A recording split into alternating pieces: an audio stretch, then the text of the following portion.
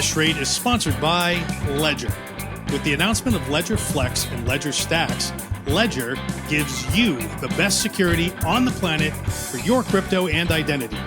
Ledger Flex and Stacks drive an e-ink screen with the same secure chip that's in your credit card and passport.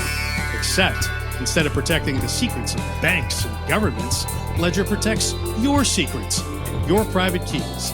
Ledger supports Bitcoin, Ethereum, Solana, and more than 200 other tokens. The secure touchscreen, plus the Ledger Live app, means that whether you're buying your very first Bitcoin or doing your 2000 swap, you can do it securely and easily with your Ledger. And as always, use my link, shop.ledger.com/hashrate in the show notes to get the very best price whenever you buy a Ledger Flex or Stacks. Opnet is the ultimate solution for deploying smart contracts directly onto the Bitcoin blockchain, leveraging its security and stability. As a meta protocol, Opnet allows you to run Ethereum-style smart contracts on any UTXO-based blockchain, including Bitcoin and fractal Bitcoin. With Opnet, there's no need to rewrite your existing smart contracts from scratch. Simply deploy them on Opnet, and you're live on Bitcoin or fractal with no modifications required. Start your journey on Opnet today by visiting opnet.org. Hello, everybody, and welcome to Hash Rate. My name is Mark Jeffrey. My guest today is Fred Krueger. Hello, Fred. How you doing, my friend? Hey, Mark. So Freddie is a PhD in math from Stanford, and he was a top trader in Wall Street. And I mean, like the very top of his game in the late 80s, I guess. And now he is a Bitcoin icon, a Bitcoin big boy. So you and I attended the All In Summit this past week. And I was completely blown away. I don't know how you feel about it, but tell me your thoughts. What did you think of it? The quality of the guests is, it's better than any conference I've ever been to in my entire life. Agree completely. Yeah. You don't get, Elon Musk, Peter Thiel, Sergey Brin, Mark Benioff, and not to mention Megyn Kelly and JD Vance. This is all the quality of the guests was amazing. And, I think it's, you can always, not always, but in many cases, you can watch these things at home on the internet. Yeah. But somehow it's not the same as being there. It's not. Yeah, I agree. I do think you get a little bit more out of watching it live. It's hard to exactly quantify what that is. Just being there was pretty remarkable, I thought. I also felt like the way that the besties, which is what the All-In Pod people call themselves, there's 4 of them, and they're all very accomplished in their fields. For those who don't know the show or know those guys, it's Jason Calacanis, David Sachs, David Friedberg, and Chamath Paplia. I can never pronounce his last name, but Papatalia, I think. What I really enjoy about the show and about their conference is that even though they have very different points of view a lot of the times, they create a space where they're discussing their points of view without hating each other, without trying to make the other one look bad or trying to win. It's more like 2 programmers or 2 mathematicians trying to collaborate to solve a problem together. Right. That's like the energy of it for the most part. The closest thing I kind of is there was a show a long time ago, a political show called the McLaughlin Group. I don't know if you remember that. Yeah. Wrong. Wrong. Well done. But, this is a little tech version of the McLaughlin Group. That's a really great comparison. Yeah, I think you're absolutely right. So, I thought, there were a number of points made throughout the entire conference. I want to get into some of that. But to me, I was just astonished at, the largeness of it, right? Yeah. Like, everything was oversized, right? Like, from the conference venue, which had, this giant tent outside and, the Royce Hall inside. But even when you went to the parties, which I know you didn't go to, but both of the parties. I went to one. I went to the second one. I didn't. You were at the second one. I guess we did. I didn't see you there. That's how big it was, right? Yeah. So it had 2,000 attendees roughly, right? So entirely possible for you to miss people there. But yeah, so you went to the Back to the Future party at the end, Yeah. and it was just this sort of thing where, like, when you thought you'd seen everything, they basically produced the party on multiple sound stages at a movie studio, and they had like Back to the Future sets, basically full sets in multiple DeLoreans. Yeah. And it just when you thought you were done, there was like, it just went on for another 5 miles, right? It just, Right. I was trying to, in my head, sort of tally up the expense of the thing. I'm like, they spent insane amounts of money on everything. And at the Top Gun party, like, I don't know if did you get a jacket? Like, there were just little booths where you could just get free stuff, right? And the jacket you got, if you found the booth, was nice. It was like a $200 jacket, it looks like to me. So yeah, it was pretty amazing. I mean, the plus side, that's the plus side. The downside, I think, is when you get to that kind of a crowd, you inevitably feel like you're never going to meet everybody. You're never going to really make a dent. You'll meet a bunch of people, but you're not. It's not like it's just a little too big. I felt if it was 500 people, I would have gone for everything divided by 4. That would be. Yeah, it would have been a little. I mean, it broke down a few times. There were sometimes really long lines for things, right, to get in, especially when the Secret Service showed up and had to check us all when J.D. Vance was coming, right? So, and we didn't know which political celebrity was showing up. It could have been Trump. We weren't sure. So we got Vance, which is not Trump, but still pretty good. And I came away a lot more impressed with him than I have been so far. I felt he handled himself under some pretty hard questioning from Kalkanis. Yeah. He handled himself very well. But I also think Kalkanis didn't let him off the hook, right? He was basically asking Vance, would you have certified the election or not? The last time around, if you'd been VP instead of I'm spacing his name, the guy who was VP, Pence. Thank you. And he basically said his answer was, I would have forced a discussion that did not occur over whether there had been cheating in the last election. And, I basically would have forced the issues to surface if there were any. I might have still certified depending on what came back from that discussion, but I would have forced a much larger discussion, which I thought was a pretty good answer. What did you think of that? The way I go down on Jan 6 is you're there to certify. You should certify. I think. Do you think you should rubber stamp it? I do. I mean, I don't think that. I think they should have figured out whatever discussion or anything up until Jan 6. But when you get to that very point, I don't think that there really is a rationale for not rubber stamping it. That's just my view. I'm not saying I 100% agree with the election outcome or anything.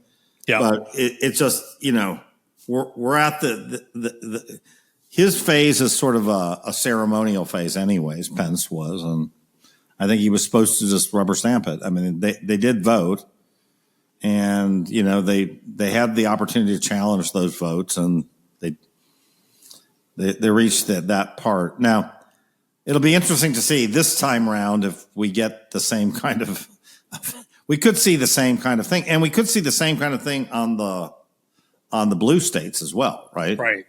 So I don't think this is a red state thing. I'm more and more convinced that we could see, for example, Trump winning Pennsylvania. Yeah. And all of a sudden you get this brouhaha like, no, we will not certify Pennsylvania. Right. I see a blue version of Donald Trump, in Jan 6. It's entirely possible. Right. And it may, in fact, be the case.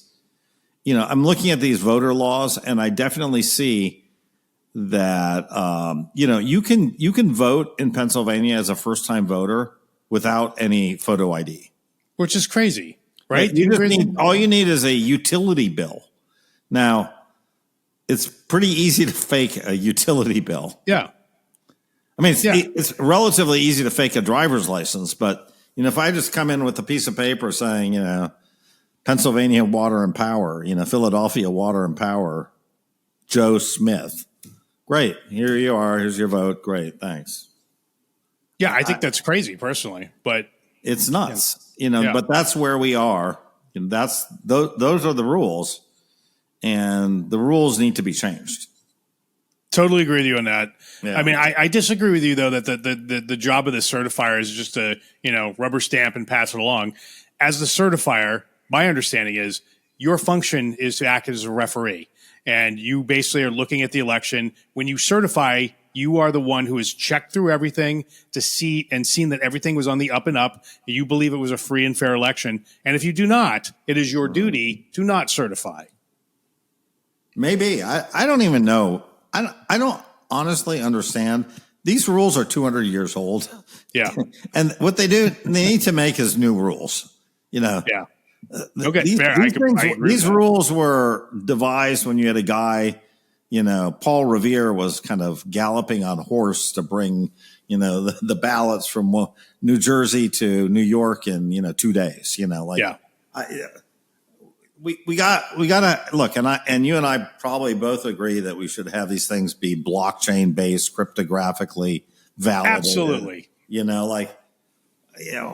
Why are we dealing with like utility bills written on a piece of paper? Like, what are we talking about here? Well, also, I mean, the voting machines, right? They're not open source. We can't inspect them. We have no idea what's going on inside those machines. Anything could be happening. We realistically have to believe that both sides are cheating. Yes. And the question is, who's cheating more? I don't even know. Yeah. No, we don't. It's sort of like it's a test of who can cheat better. Yeah. Yeah. I think in the last election, probably the Democrats cheated a little bit better. Yep. So therefore they can win. Maybe this election, the Republicans cheat better. I don't know. Like, it is what we don't know. Don't know. We shouldn't be in this space where we don't know. We should know for sure. Yeah. We should have it's possible to have mathematically certain truth. And that involves, either open sourcing the machine so we can see inside and see what's going on, but also recording the votes on a blockchain so that the entire election is in a state of perpetual public, inspectable, transparent audit. Right. That it's never in a state where we don't know the current state of the election. Everybody can see it at all times, and anyone can inspect it. You and I can inspect it, right? We don't have to go through a court or get an order. No, all citizens should be able to inspect it at all times. Right. So we agree there. Yeah. So, okay. So let's move on to another topic because I found something pretty interesting here. So I attended the first All In conference about 2 years ago in Miami. Right. I think that was probably, it was a lot smaller. I didn't actually count the numbers, but my impression was it was something like 300, maybe 500 people tops at that conference. This time around, as I said, it was about 2,000, so quite a bit bigger and quite a bit more expensive too. It was a little bit. The tickets were a little pricey this time around. It was like $7,500 to get in, just for those wondering. But the last time I went, crypto wasn't really mentioned. It was sort of, it was mentioned a few times offhand, but not really. And most of it was sort of frowned upon, right? It was sort of out of vogue. This time around, I didn't feel that same kind of energy. In fact, I felt a much more positive energy. And if you notice when people are on stage, like Vance brought up crypto several times. Yep. Thiel brought it up also. Mm-hmm. And they typically mentioned AI and crypto in the same breath. And they were sort of, two sides of, one coin sort of in their minds, which that was a surprise to me. I wasn't expecting that. What was your impression of the presence of crypto at the conference, and how important was it to a lot of the guests and the besties? Well, I definitely agree with you that the one thing that people were interested in, was kind of this intersection of crypto and AI, right? Yeah. And, I think, the idea that there was going to be these robots and the robots might be, spending each other's money. So robot A paying robot B, that's one thing. And then also cryptocurrencies like Tau that, incentivize the machine learning algorithms for AI also. So I think people are warming up to it. I don't feel like it's not top of mind. I think, most, if I had to sort of say AI is here, right? Right. If I felt like it was AI, politics and AI even, right, in terms of the sort of interest. And then, crypto, if at all, much lower, much lower than AI. And I talked around with a number of people, and I didn't sense that there are a lot of people were like that interested in AI, in crypto. You know what I mean? Yeah. They might have maybe bought some crypto coin like Cardano or something, but they generally weren't, they weren't following it that closely. I mean, I met a lot of people who were like, Bitcoin, okay, what is that price of that thing again? It's like 40,000 now, or they didn't know. They're not like us. Right.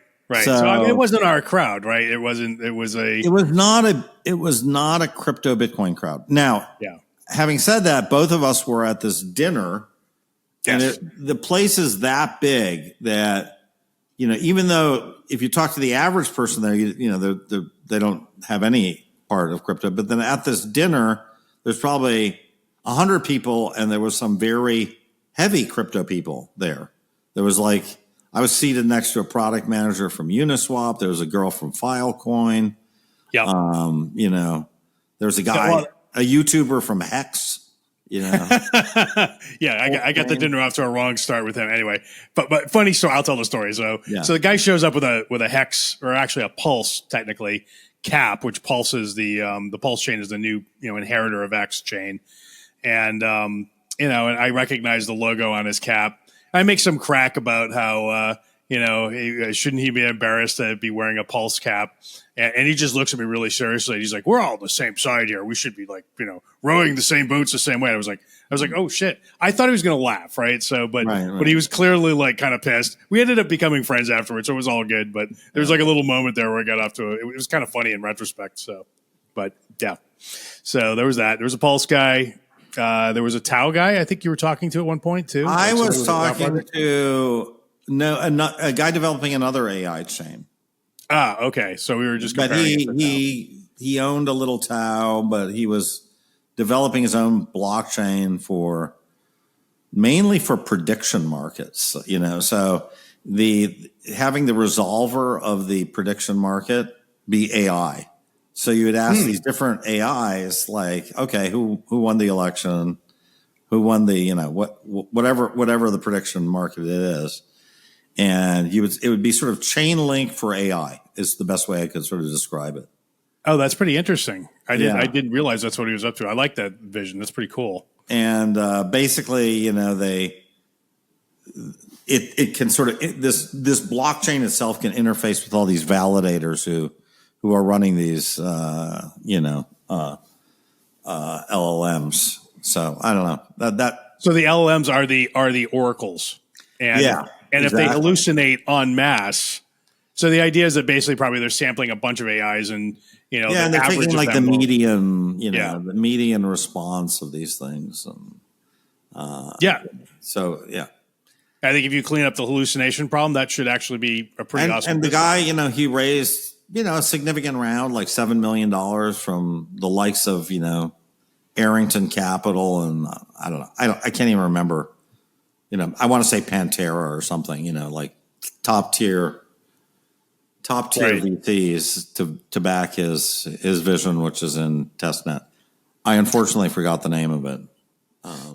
No worries. I mean, and the dinner itself. I mean, there were the conference was subdivided up into, I think, probably 4 dinners. On each night, and each one had a theme. And we were the cryptocurrency dinner, hence why there were a lot of sort of birds of a feather at one place. But the fact that there was a cryptocurrency dinner at all to me was significant and different from past all-in conferences where it was sort of not talked about. Web3 was sort of a dirty word, right? Right. This time around, it was not center stage, but it was on stage, and it was a thing, and that was new, right? And it was mentioned a lot more. Kind of my gut feel with all these things is I'm much more interested in the people who attend them than I actually am in the speakers. If it's great having JD Vance there, but at the end of the day, Royce Auditorium, where this thing it's you might as well be at Staples Center. You know what I mean? It is huge. You are in the back. If you're in the back row, you're squinting to kind of make out facial expressions. Yeah, no, I wish it had like cameras on a big screen, like at the Hollywood Bowl or something like that. Kind of setup would have been It didn't really feel that intimate in terms of the speakers. You didn't really get the sense. I don't know. I gotta push back a little bit on that because at least for day one, for me, it was fucking riveting. The content. No, I had to be watching it at all times. I didn't want anyone talking to me while I was watching what was going on stage because every speaker was like better than the last. Right. And I felt that, I felt Jason himself, Calcanis, he's like a few quantum leaps up in terms of being a moderator and an interviewer than sort of the last time I saw him on stage. He was able to control his worst impulses, to sort of inject his own views into things. Yeah. And he did a little bit of it, of course, because he's human, but it was much muted from what it's been in the past. And I felt he was able to pull the most out of he was able to be a great interviewer and pull the most out of the person that was on stage possible. I mean, he's been iterating on this for what? 10 years now, maybe even longer. Really 30 or 40 years. 20. Yeah, let's say 20. Like going back to Silicon Alley Reporter days, right? Yeah, exactly. So let's say 30 years, right? Yeah. So what I'm just saying is like he just kept on honing this skill over and over and over and over. And now what you're seeing is, you're seeing the iPhone 16 here, Yeah. You're not seeing version 1 of the iPhone anymore. You're seeing iPhone 16. So and I'll say something else on the show, which I've never said on the show. I've said it privately, but watching the All In podcast, you do need Jason to make it work. It is true that probably people watch, mostly for Sachs's opinion on things, Chamath's opinion on things, Friedberg for sort of the cool science stuff. But when Jason is the ringleader and the showmaster and the producer, right? Mm-hmm. And if Jason is not there, if it's just those three alone, the show does not work. The show feels like a bunch of boring old VCs from Silicon Valley giving lectures. There's no fun to it. It doesn't feel like a show. The information is there, but somehow it's not interesting. And when Jason is there, all of a sudden you're riveted and it's packaged well and he keeps the flow of it feels like a show. And it's you can just it's also cool. It doesn't feel like they're selling something. I've been to these VC conferences before, and I'll give you an example: the Upfront Summit. Okay. Yes, please go on. I'm going to diss a little bit on the Upfront Summit. So Upfront, big VC here in LA, and they're doing the Upfront Venture Summit, and it's sort of like, let's hear it from our investment in XYZ company. Okay, great. Really? That's what this is Mark Suster, why right? your VC, me, is such a great guy. Okay. And if you want to get investment, check out upfront.com. So the pitch is, I'm great. We're great. Invest with us. And, if you're raising money, talk to us, but these guys weren't selling. They're not selling, right? Yeah. They're selling tickets to the event, but it's sort of even that they're not selling, right? They're like, we got more people we got more people than room. So, do you want to come in? Okay. If you want to come in, great. You're part of, you're a bestie, and enjoy the show. And maybe, now we're going to come out with our tequila, and you can buy our tequila, but it's kind of a little bit tongue in cheek, Yeah. But they're not, it's not like a show that's put on for their LPs, No, I mean, my impression of those guys is that they're sort of past that, right? So, right. Whereas, exactly. Suster is he's not that important. Right. We know who he is in LA, but outside of LA, people know him in like venture circles and stuff, but he's not really that well known. Right. So he has to put on this show to make noise in order to get investors and investees. And that is, it's an infomercial. The Upfront Summit is an infomercial. A little bit of an infomercial. I mean, it's not terrible. And there's nothing wrong with that. I mean, he does get great guests, right? You know, if you think Brian Stelter is a great guest, I don't. But there are people who do. So it's not like it's nobodies. It's people you've heard of, right? Yeah. So whereas I think the besties, they're sort of not in that stage of their life. They're like a couple pegs up on the ladder. And they're more interested in having their opinions heard and influencing politics and influencing regulators and influencing the direction of Earth, right? They're pyramid building, right? They're not conquering anybody anymore. They're building their pyramids, right? Like it's a different thing. So I feel like that's the difference. Yeah, it was very cool. And I mean, you know, thanks for helping me get invited.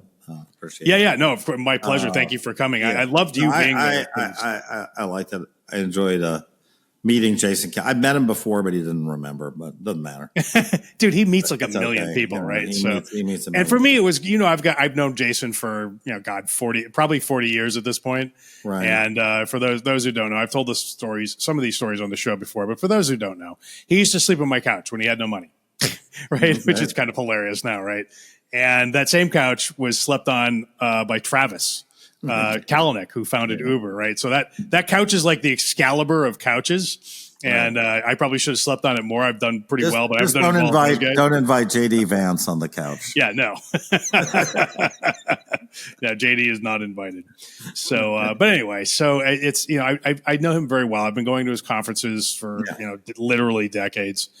And so it was really great to see him sort of, this is his victory lap in life. I felt like this conference, this is by far the biggest, most important conference he's ever done, where he's at the center of it. And anywhere he went, he was just mobbed, right? It was like it was Elvis. It was kind of, and I'm just watching this because it's just Jason to me, right? But I'm proud of him. But also I'm kind of like, it's just Jason. Why are you all treating him like Elvis, right? Like it's sort of, but it's fun to watch, right? It's good because like one of us made it, right? Like it's kind of cool. And I like, so I'm really happy for him. It was pretty awesome.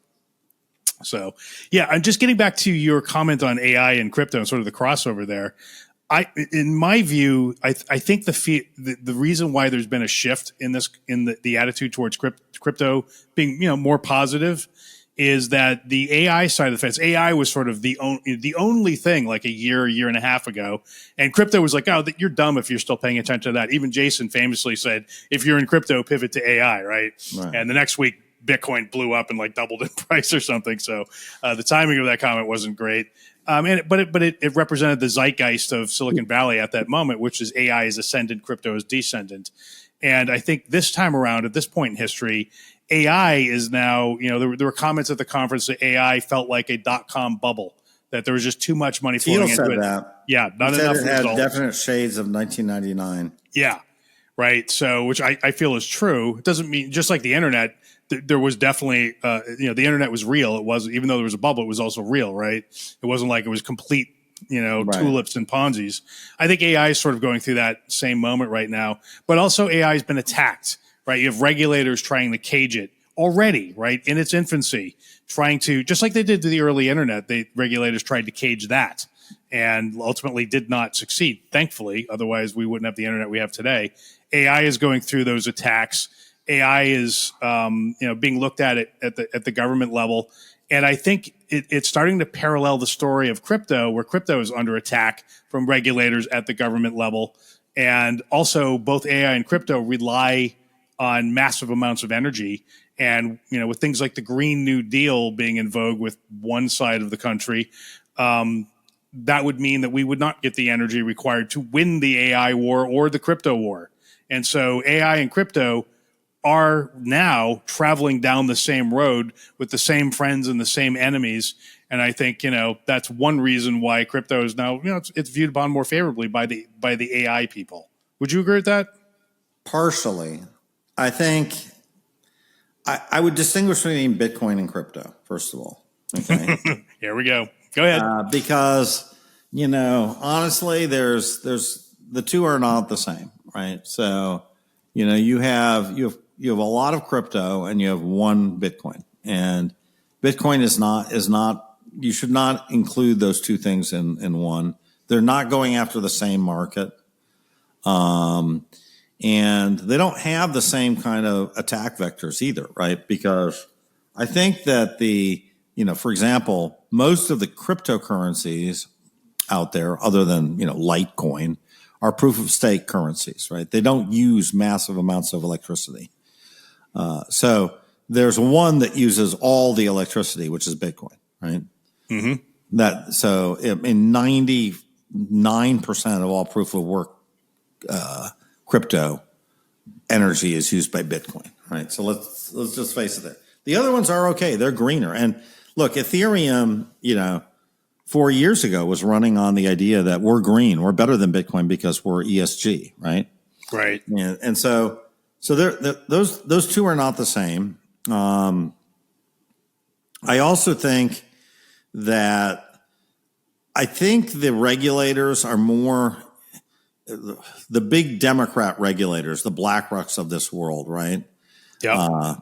I would say they're more sympathetic to the idea of like crypto for settling stocks and bonds and things like that, and as a smart contracts and everything, than they are at the idea of Bitcoin replacing the U.S. dollar, right?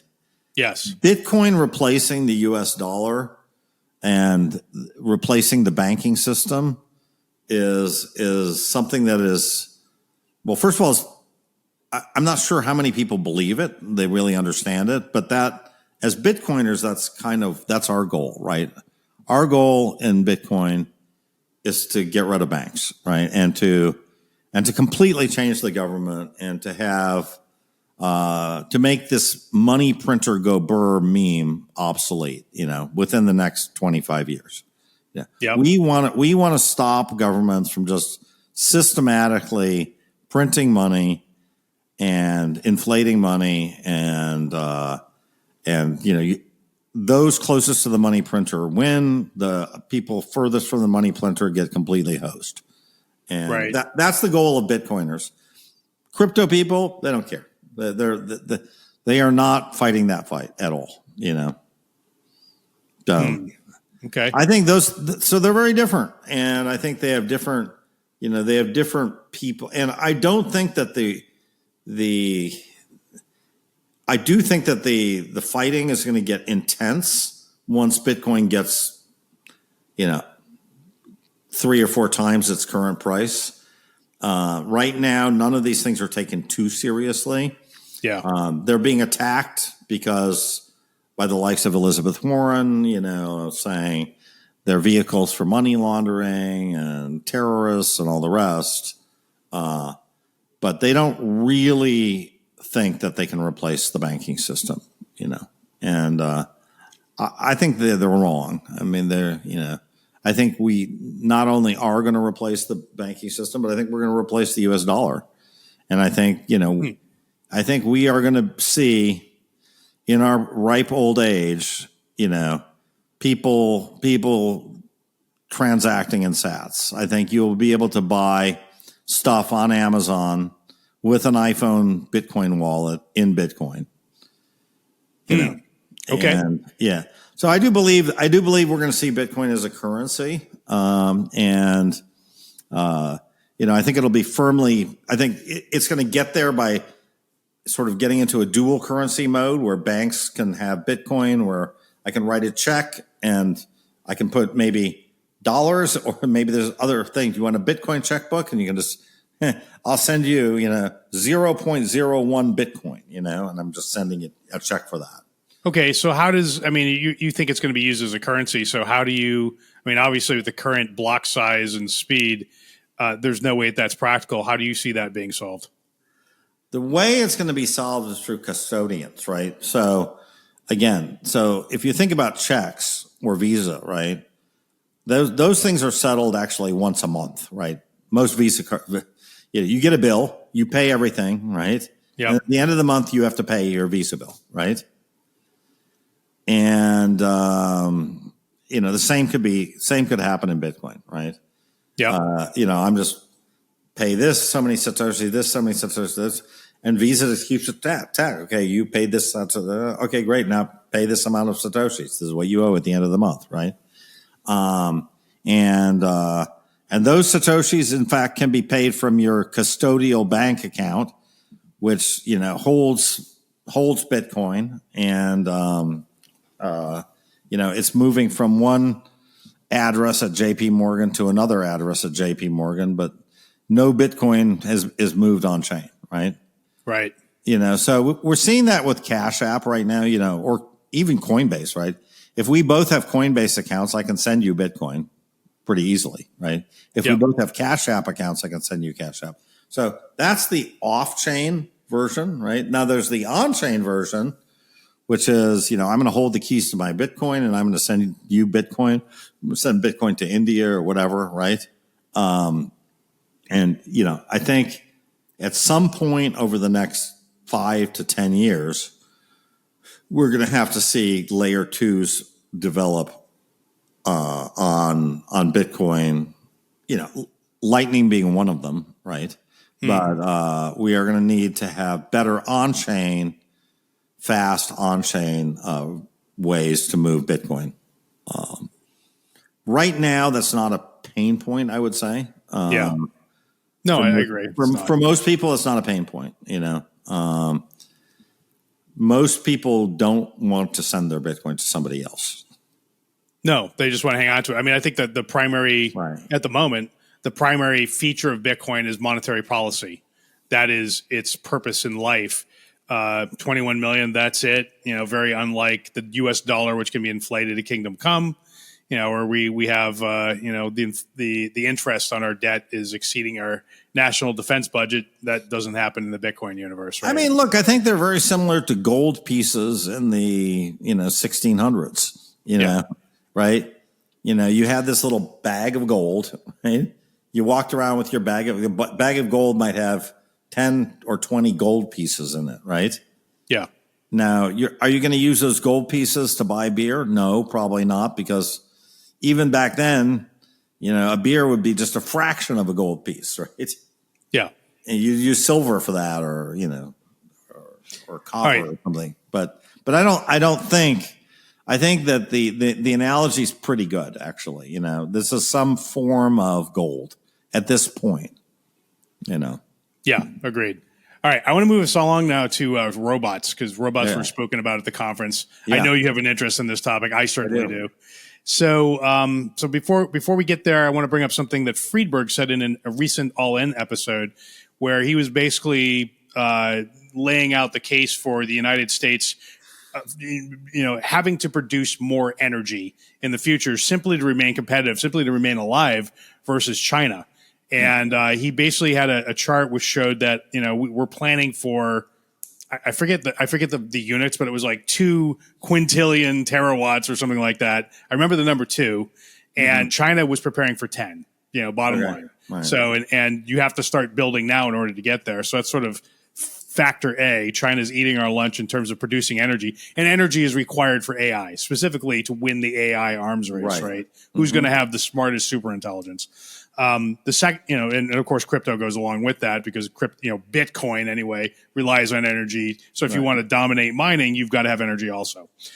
Second piece of that is watching. Well, so I'm an investor in one of the big robot companies.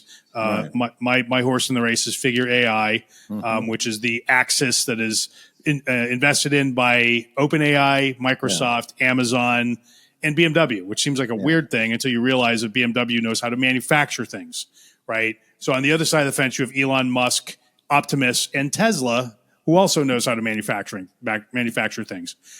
We're at the moment now where they're building robots so they can build robots to build more robots. And the sooner you start, the robots building robots, that's the new network effects.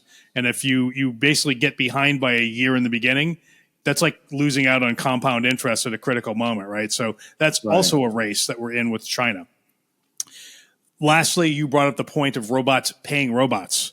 And, a robot can't own a bank account, can't own fiat, and AI can't own fiat, but it can directly own a crypto wallet.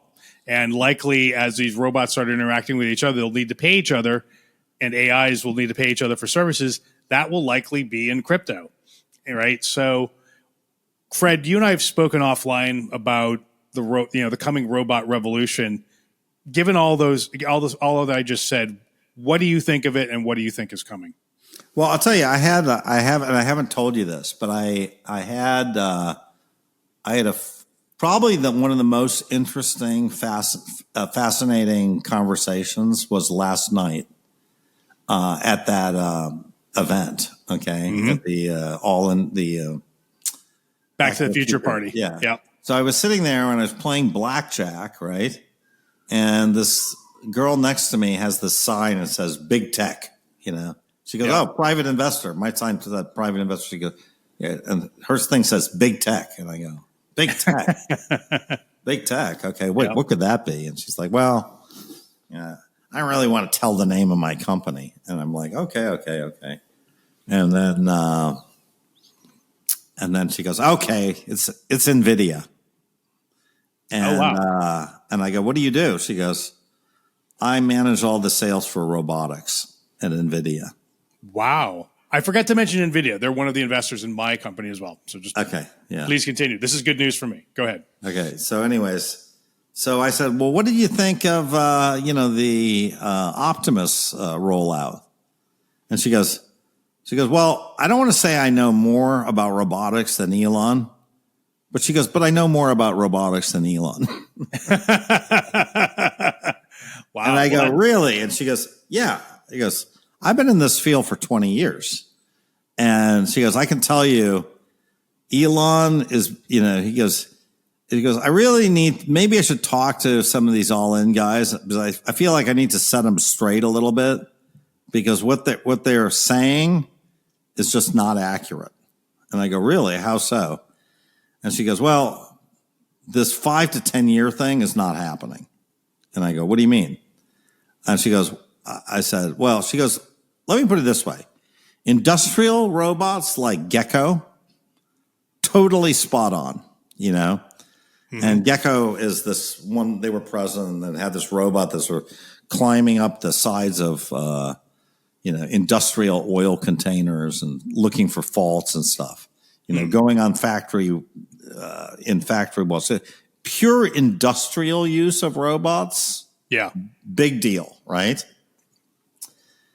Now, the Fred mind is sort of like, well, great, I'll take 2 for my house, I'll have one I'll call Alfred and they'll sort of, make my bed and, be my butler, sort of.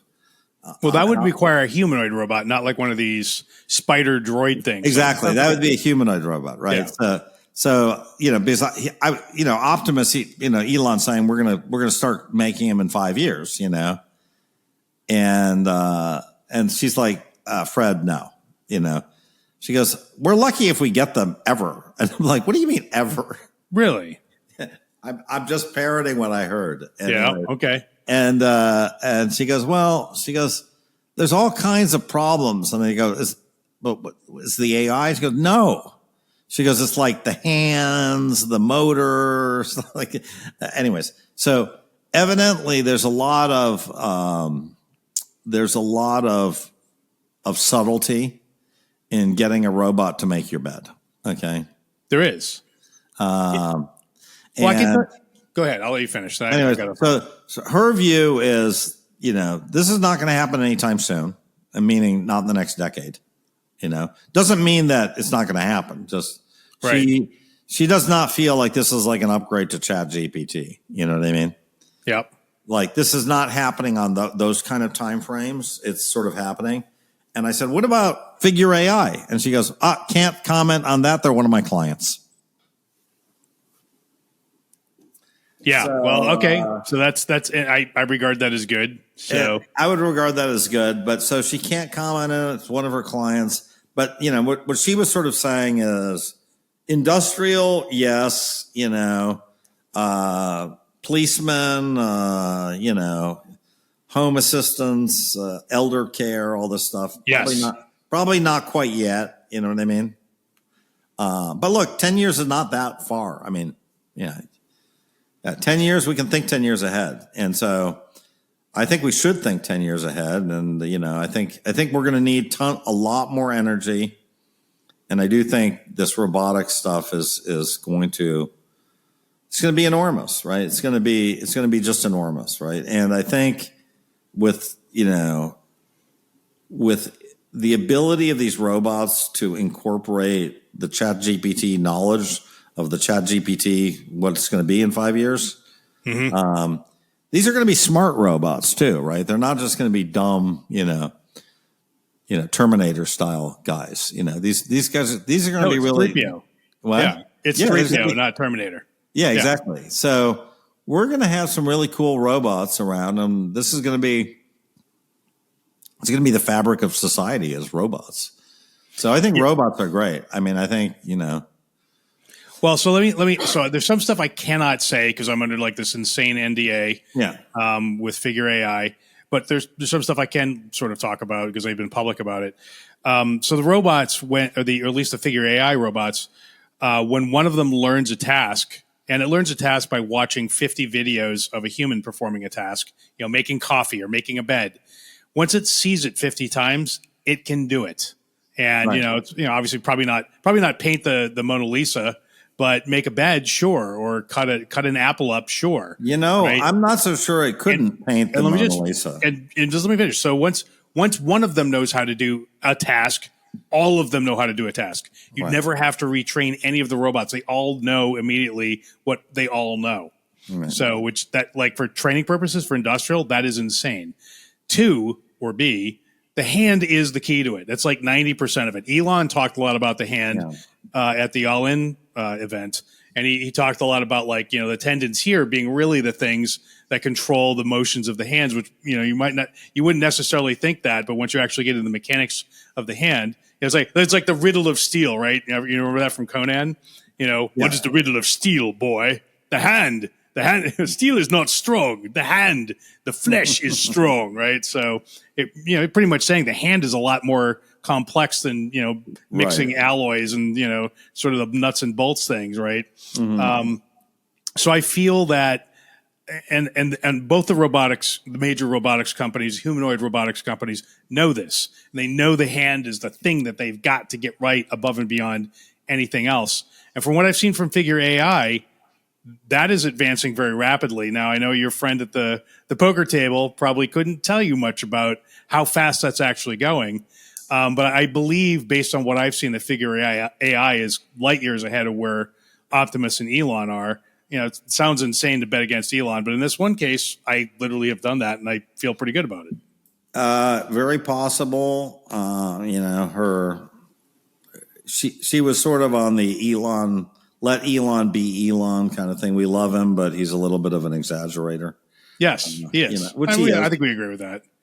I mean, it was interesting because I think some of the other guys, I asked a few guys there, what brought you to this thing? What were you doing? And a lot of people were saying, I don't really have a business reason to come here, but I'm here to kind of just sharpen my worldview, And I thought that was a pretty good idea, sort of like you can read all this stuff. You can get all this information now on the web. But, sitting next to that girl, now even you can hear me saying this, but sitting next to that girl gave me a little bit more probably conviction than somebody will have listening to me saying that I sat next to the girl. Right? Right. You know what I mean? Yeah. Like, I have that data point now, And so, that's part of, I think that's part of this thing is the world is going to change really rapidly, right? In the next 5 years. And I don't think the world changed that much over the last 10 years, to be honest. You know what I mean? Mm-hmm. You could say Bitcoin, but it didn't change the way we live, right? It didn't yet. Not yet. My life, your life, probably pretty similar to what it was 10 years ago. You know what I mean? In terms of, no, you're right. It's not like, we don't have flying cars. We don't, the one thing that's kind of different now is we have this ChatGPT, right? That is kind of a difference. If I want an answer to a question, now I go to ChatGPT. I ask it the question, Same here. Yeah. I used to go to Google and the quality of my discourse with ChatGPT now is way above what it used to be.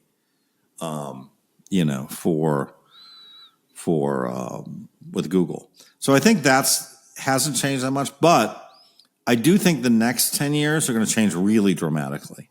I really kind of think it's going to change a lot, and I think it's going to change with respect to money. I do think that Bitcoin over the next 10 years is really going to come into its own, and I think it's going to change with respect to AI. And both of those things are going to be big. And I think of the two, I think Bitcoin is going to be bigger. And that's sort of my a little bit unconventional non sort of Silicon Valley view, because I think most of the Silicon Valley view would say AI is going to be 100 times bigger than Bitcoin, in terms of its impact. Yeah. And I actually think Bitcoin will be bigger. And the only reason I say it is I think from a macro perspective, all this AI and everything, it relies on this financial system. And this financial system is close to the end. I do not think we can continue with this money printing and stuff. Well, Elon's agreeing with you. Elon is saying exactly what you just said. Yeah. So, yeah. But he hasn't sort of gone the next step and said Bitcoin yet. No, he said Doge, but he hasn't said Bitcoin. and Doge is not the right answer. So he asked the right question. Doge is not the right answer. So he's saying these deficits are completely insane. The U.S. is about to go bankrupt, and he's right. Yeah. Okay, but the answer is Bitcoin. So I agree with you. I agree. We're on this. You and I. I just think that the Doge thing is funny, but it's a joke. It's not. You got to go with the serious thing, and the serious thing is Bitcoin. Yeah, you got to go to the serious thing. And look, I just feel like RFK gets it. Trump gets it now. Yeah, Trump gets it to some extent. Well, his people get it, which is good. His people get it. Yeah. They sort of get it. I don't think they completely get it, but they sort of get it. They view that they have to at least hedge themselves for that reason. And I think, and I just think that if you think about AI without Bitcoin, I think the financial system will collapse first. Yeah. Before, I think the financial system will collapse before we get the robots. We achieve the singularity. Yeah, I agree with you on that. And so, we could have the singularity, but if we're living in a Blade Runner type world, great. Then the singularity could be really bad, because that could be Minority Report.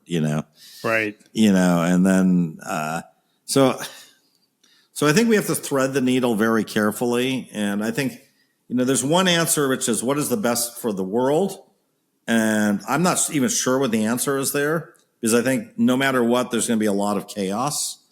Yeah. And then the other answer is what is the best for you personally? And sort of my view is, okay, you could invest in NVIDIA, right? Because there's exactly one company making money in AI. And that was a point that was made repeatedly at this event. NVIDIA is the only company that is making money in AI. All the other companies are spending money in AI to build whatever they're going to build, right? Yep. And so, that is very unsustainable, right? It's unsustainable from the point of view of, Microsoft, Apple, Amazon, Google just spending fortunes on AI, because if they don't have it, their competitors are just going to just leapfrog them, right? Right. And so they need to spend all this money, and they need to buy NVIDIA chips. But if they stop spending the money, then the bubble goes down, NVIDIA collapses. It's going to be the AI crash of 2025, maybe. Who knows, right? Yeah. So we could see a crash, even though, like the internet, much like the internet, where the internet did not stop in 1999, 2000, right? And, but the big winner of the internet, the company that everybody thought was going to win the internet was Cisco, and they did not win the internet. They did not win the. You're absolutely right. That was Amazon won the internet. Yeah. So I kind of view, I own a little bit of NVIDIA. Okay, full disclosure, but I don't know if NVIDIA is going to 10x from here, right? Right. But I think that there's very little chance that Bitcoin does not 10x from here. Yes. So I think Bitcoin's a better purely bet. From an investment standpoint, I think Bitcoin is going to be the best investment thesis of all these. But this is not investment advice, just to be clear. It's not investment, but let's just say it is sort of the best. It's the best opportunity, I would say. I see, and obviously things can go down, and you have to have nerves of steel, right, with Bitcoin, because this, it's a wild ride, no matter how you slice it. It's a wild ride, no matter how you look at it. But I think the potential for Bitcoin to 10x is there, and it has no competition, right? So, NVIDIA doesn't have a lot of competition today, but I don't know, 2 years from now, there could be some Chinese company making better chips. I don't know. You know what I mean? Yeah, they could spring out of nowhere. They could be sneaking up in the darkness and just go, "Hello, we're here." And I mean, it's kind of like Tesla. There's Chinese versions of Tesla now that are at half the price, right? Yeah. So well, let me steer us back, because we're getting close to the hour mark, and I want to hit your book a little bit. But before we do that, one of the other charts I saw at the All In Summit that really stunned me was a chart sort of near the end. I believe it was in day 2, and it basically showed the IPOs, the number of IPOs per year, and it went how you would expect if you'd been paying attention over the last 20 years. Yeah. And then the last 3 years, there were none. No, there was zero, which I didn't realize it was that much of a desert. And in the previous 20 years, there was something going on every year. Even 2008, there was stuff going on. There were some IPOs, but there's just we're in the middle of this crazy desert. During the Biden administration, there's no other way to say it, right? So, did you see that chart? And did that horrify you? Like it horrified me. And did you know that was the case? No, not as such, right? But I didn't know that the number was very limited. Right? If I don't look, I mean, the last big IPOs that I've even heard of were kind of electric car, like electric truck IPOs. Yeah, back in COVID, right? Yeah, like Rivian, right? Yeah, things like that. But I think we have a couple things that really have hurt this, which is, first of all, the AI world, right, is very much big money, big tech, right? Yeah. It is not a world of startups right now. So I think that the idea of, Steve Jobs and Wozniak in their garage creating something cool and IPOing it, 6 years later, that's sort of not possible in AI right now. Maybe it is, but it doesn't look like it, right? Yeah. These AI plays tend to be like, you raise $1 billion and then that's sort of table stakes. You know what I mean? Yeah, that's your seed round. That's your seed round. Crypto is, it's vilified and it's attacked. So nobody's going to take a crypto company public, right? Right. And then I think there was, if you go back a little bit further, if you go back to kind of, 10 years ago, right? You had all these kind of the unicorn. Remember all those unicorns? Yes. When a company was worth $1 billion, right? A company that was worth a bit. Like and a lot of those turned out to be just garbage, like, Blue Apron, like, like, okay, somebody is calling it a unicorn. They're giving it a unicorn value, but they're serving like food kits. Really, yeah. It's a $1 billion company. It's like, it's not a $1 billion company. Well, a lot of those things actually weren't profitable too, if you remember, right? Like a lot of them were being they were subsidized with venture capital money. Even Uber for a long time was pretty much on the welfare crack pipe of venture capitalists, and it was just a bigger and bigger. Well, one thing bubble. they did talk about in this thing is, look, there's a scarcity of investment in VC right now, right? Yep. VC is not having a good period They can't. VCs who require LPs, limited partners, to invest in them can no longer find limited partners. They can't because the limited partners aren't getting exits, so they don't have money to reinvest. So the whole system is just constipated. It's broken, and I think the other thing that's breaking it all is, I could go into this for hours and hours, but I think it's overregulation and wokeism, right?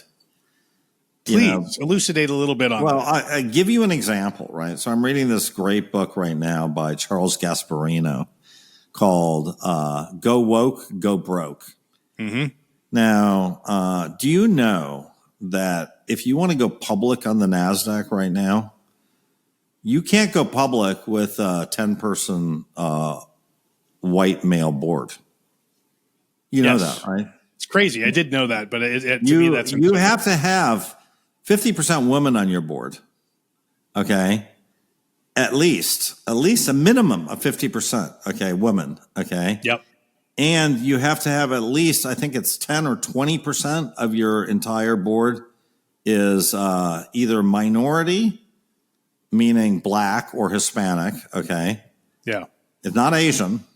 We don't consider that a minority. Bizarre, but yes. But yeah. Okay. And or LGBTQ. So I mean, that is the woke. That is the criteria for going public on NASDAQ right now, right? Yep. So that's insane. By the way, so, all of that is insane. And furthermore, you pretty much need a social media, profile that's completely scrubbed. Like you can't have said anything anti-woke. You can't have opinions. Yeah. You cannot have an opinion. You can't ever say anything anti-woke. Elon would not pass that anymore. You know what I mean? He wouldn't pass it. So my point is, you put these laws in there saying, the only way to go public is if you're squeaky clean and you're, woke. You bend the knee to an ideology. And that's it. Like socialism. It reminds me. What this reminds me of? You saw the 3-Body Problem, right, on Netflix. Yeah. So you remember in the beginning when they have the struggle sessions. Yeah. And you have all the young students out there, and then the scientist who believed in relativity. He was basically castigated for believing in science, right, in achievement and merit, in accomplishing things, in reason, and because he wasn't woke by the Red Guard standards, he was an enemy of the people. That's what this stuff, this woke mind virus stuff, the stuff you're describing going on Wall Street. That's where we're going. That's what it reminds me. We are headed in that direction. And look, I've started and sold 10 companies. You've started a few. It was one thing to do that 20 years ago. You know what I mean? Yeah. I wouldn't do that today, right? I would need to lawyer up like crazy to do that, right? You'd have to have basically a PR person like at the inception of your company almost. You know what I mean? Yeah. Like an HR person, So I don't know. These are not great methods for building something that's great. They're pretty good methods if you're Google and you want to keep other people out, right? Mm-hmm. Because you can afford to have, these kind of like, HR this and that and all these plans and, but it's basically, it's a moat for all kind of new business, right? And I think what we're building is we're making it very, very difficult for upstarts or people to challenge any of the big companies. It's very hard to start a bank now. It wasn't always hard to start a bank, Yeah, now it is. Now it is. I mean, I remember talking to some guy who said, listen, in the 60s, you could have bought a gas station and taken it public.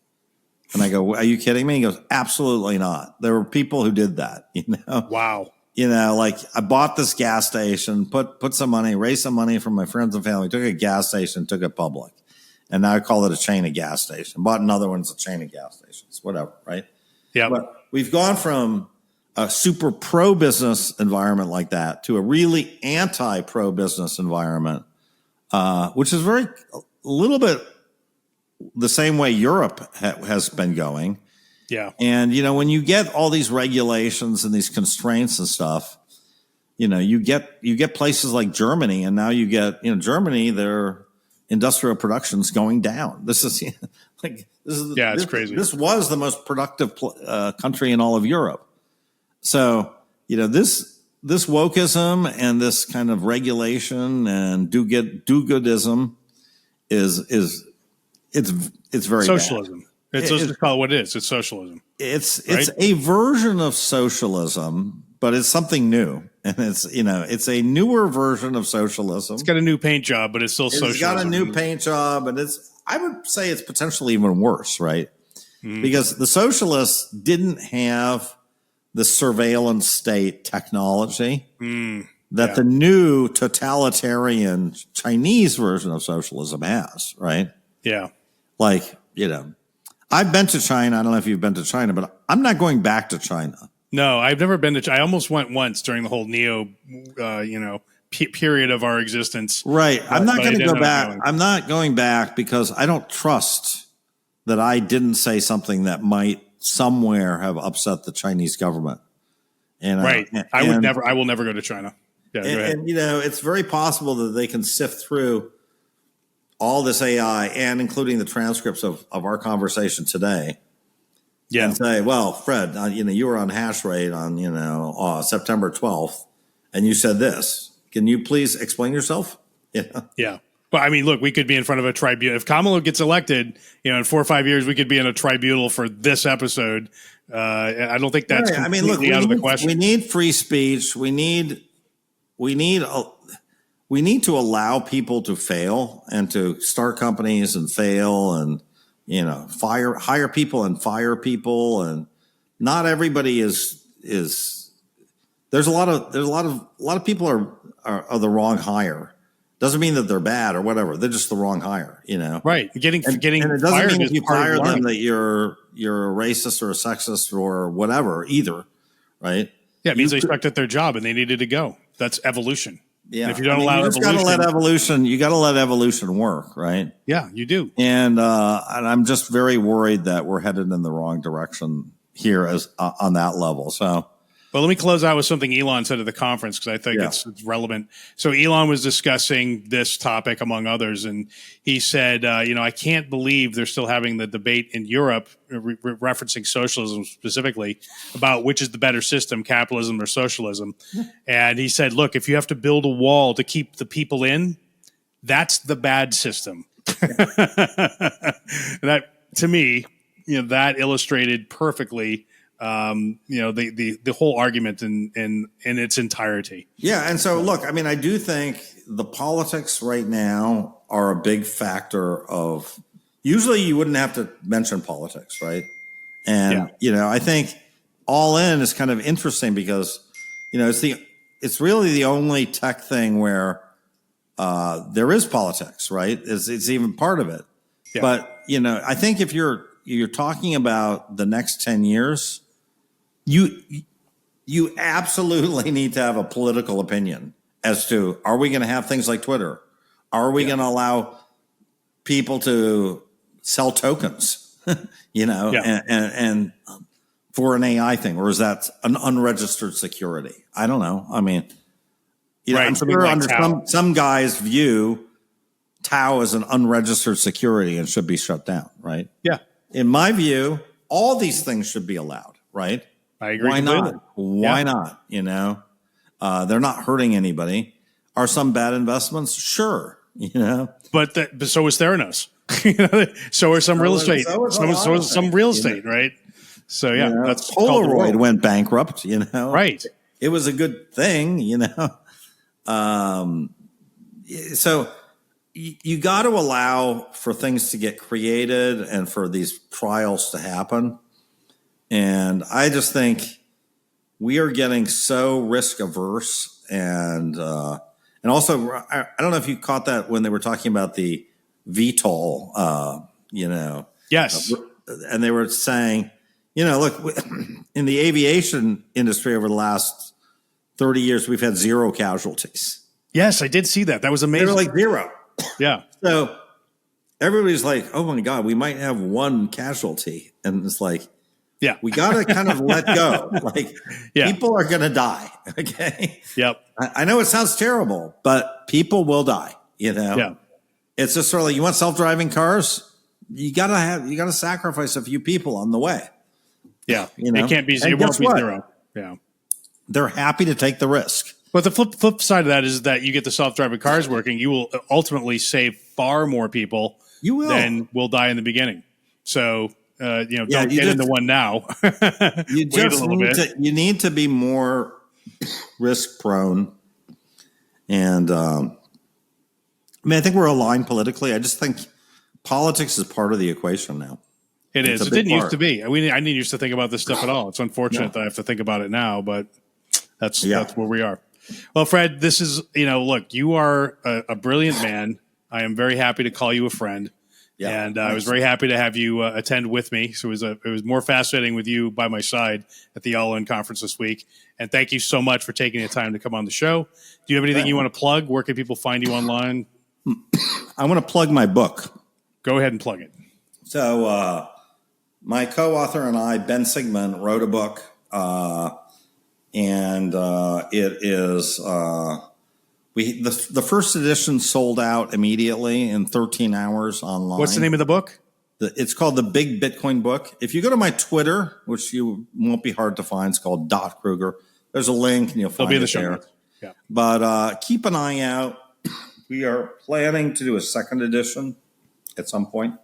And it's a book on Bitcoin, which I think is it's going to be a very visual and really great book. It's running off the most of it will be finished printing tomorrow, and then we have to go through this binding process now.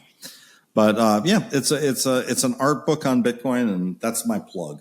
It's a really so I've seen it. It's a really, really beautiful, high quality, pictorial, but incredibly informative at the same time book on Bitcoin. So it's like one of those Taschen books that is very expensive feeling, lots of pictures and stuff. Not only feeling, it's expensive, and it's expensive. And it costs a lot. And people are like, Fred, how can you charge so much for a book? I'm like, because it costs us so much. And look, if I wanted to cut corners, I would have, but I didn't. And look, it's if you're just doing right now, there's really two kinds of books.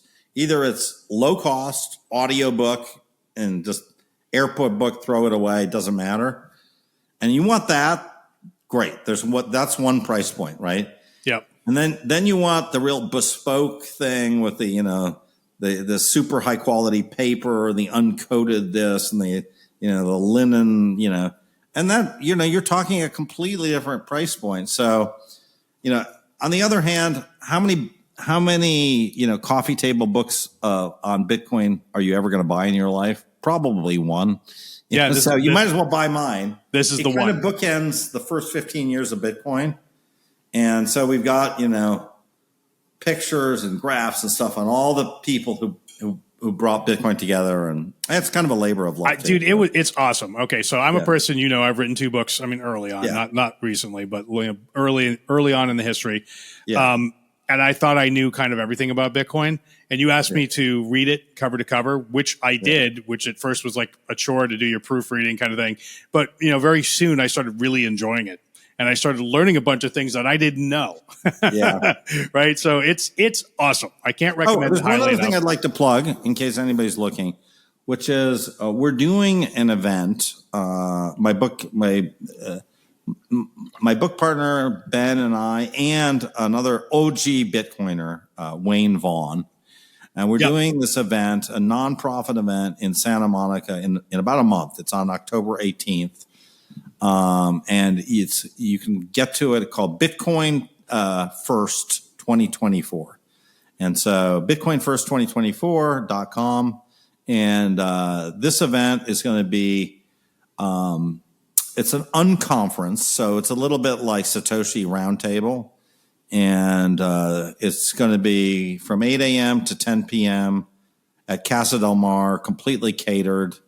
And everybody's going to be arranged in groups. And we've crowdsourced these session topics, and the session topics are hysterical. Some of them are great. Some of them are like, ETFs, borrowing against your Bitcoin. But I just want to read you just just one or two of them. You're just going to die. 1 second. So these are some of the things that people want to talk about. Okay. Mm-hmm. And